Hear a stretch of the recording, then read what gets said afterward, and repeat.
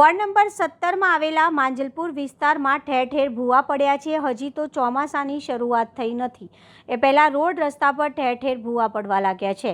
અગાઉ પણ માંજલપુરમાં એક મહાકાય ભૂવો પડ્યો હતો, જેમાં 4 થી 5 વ્યક્તિઓ ભૂવામાં પડ્યા હતા। એવામાં જ વોર્ડ નંબર 17માં પણ અનેક જગ્યાએ ભૂવા પડ્યા છે। એવો જ એક ભૂવો સહયોગ ગરબા ગ્રાઉન્ડ પાસે પણ પડ્યો છે, જેમાં કોર્પોરેશન દ્વારા બેરિકેડ પણ મારવામાં નથી આવ્યા, જેથી રોડ પરથી પસાર થતા સ્થાનિકોને ભૂવામાં પડવાનો ભય રહે છે। એ જ પ્રકારે ડીમાર્ટ પાસે આવેલા પારસિક સોસાયટીના નાકે પણ મહાકાય ભૂવો પડ્યો છે। પાલિકા તંત્ર રોડ રસ્તા પર જ્યાં જ્યાં ખોદકામ કરીને જાય છે, જગ્યા પર પૂરણ કરી એવી જ છોડી દે છે, ત્યાં રોડ પણ બનાવતા નથી। એ જ પ્રકારે સહયોગ ગરબા ગ્રાઉન્ડ પાસે વિમલ ગંગા સોસાયટી પાસે પણ ખોદકામ કર્યું હતું, જ્યાં માટી પૂરી પણ રસ્તો બનાવ્યો નથી।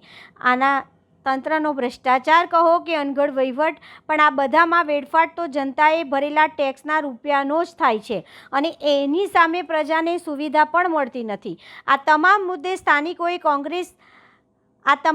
સ્થાનિકોએ કોંગ્રેસના આગેવાન પાર્થ પટેલની રજૂઆત કરતા પાર્થ પટેલ દ્વારા પાલિકા તંત્ર, સ્થાનિક કાઉન્સિલર તેમજ કોન્ટ્રાક્ટર વિરુદ્ધ રોષ પ્રગટ કરવામાં આવ્યો હતો, તેમજ પ્રેસ મીડિયાના માધ્યમથી મ્યુનિસિપલ કમિશનરને તપાસ કરી કાર્યવાહી કરવા અંગે રજૂઆત કરવામાં આવી હતી।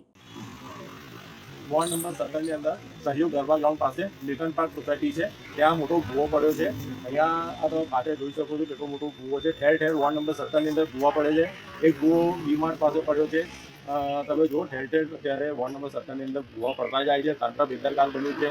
વારંવાર આની રજૂઆત સ્થાનિક કાઉન્સિલરને કરીએ છીએ, પણ એ લોકો પણ આંખાડા કાન કરે છે। એ વસ્તુ સમજાતી નથી કે આની અંદર ભૂલ કોની છે।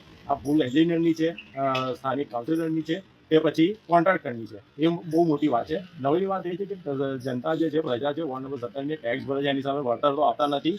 જે ભૂલ એમનાથી થઈ છે એ ભૂલ સુધારતા પણ નથી। એવું નથી કે આ પહેલી વાર થયું હોય, હજુ તો વરસાદ ચાલુ નથી થયો। કમોસમી વરસાદની અંદર જો આ રીતના ભૂવા પડી જતા હોય તો તમે વિચારો કે જ્યારે ચોમાસું આવશે ત્યારે આપણા વિસ્તારની શું દશા થશે। એટલે મારી તો આ મીડિયાના માધ્યમથી એ જ રજૂઆત છે કે જે રીતે આ ઠેર ઠેર ભૂવા પડે છે, એમને પહેલું તો જે કામની ગુણવત્તા છે ચકાસવી જોઈએ, કયા પ્રકારનું કામ કરે છે એ સમજ નહીં પડતી। પ્રજાના રૂપિયાનો ટેક્સનો રૂપિયાનો વ્યય કરી રહ્યા છે, સ્પષ્ટપણે લાગી રહ્યું છે।